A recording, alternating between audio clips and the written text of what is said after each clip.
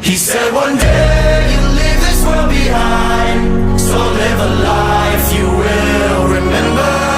My father told me when I was just a child, these are the nights that never die. My father told me